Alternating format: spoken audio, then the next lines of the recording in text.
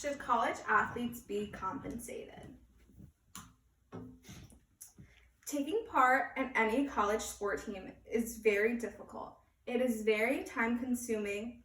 College athletes juggle school, work, intense practices, and they play in very challenging games. And they also take part in schoolwork, and it takes up a majority of these athletes' times. They do not have time for a part-time job.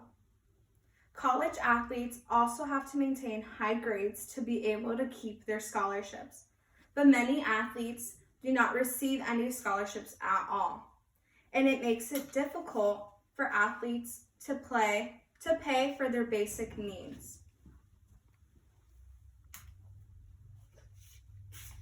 How much do colleges make from these athletes? An average Division I player is worth $170,098 per year. With 351 Division I basketball programs taking in more than $4.5 million in revenue on average year.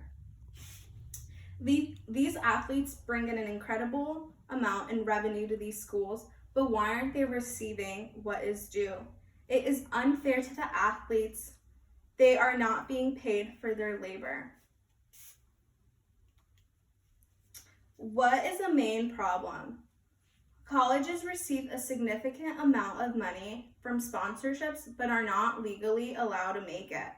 So the schools, coaches, agents, and shoe companies make all the money instead of the athletes, and they walk away with nothing.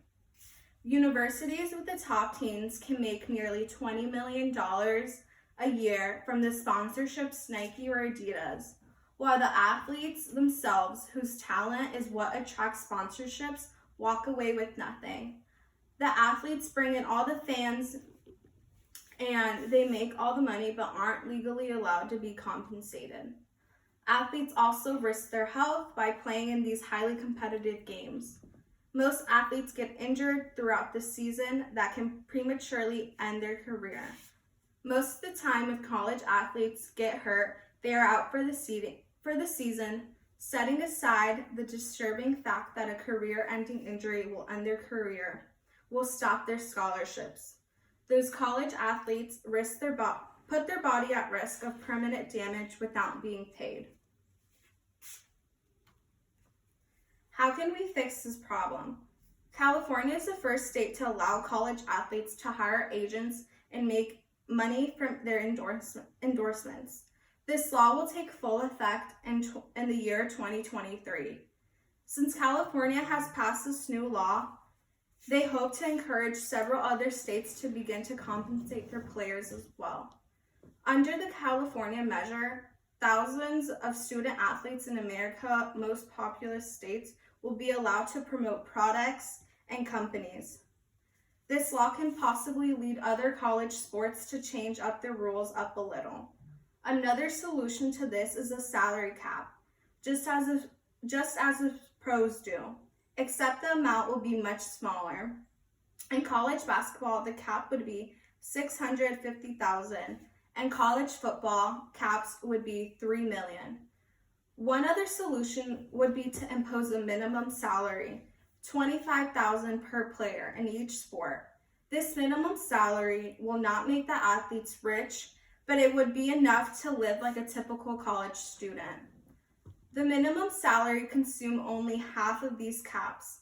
The rest of the money would be a recruiting tool so the colleges would be able to offer additional money to their star player.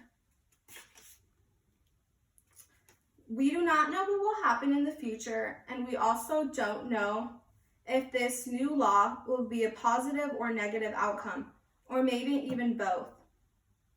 We will have to wait till 2023 when the new law takes full effect.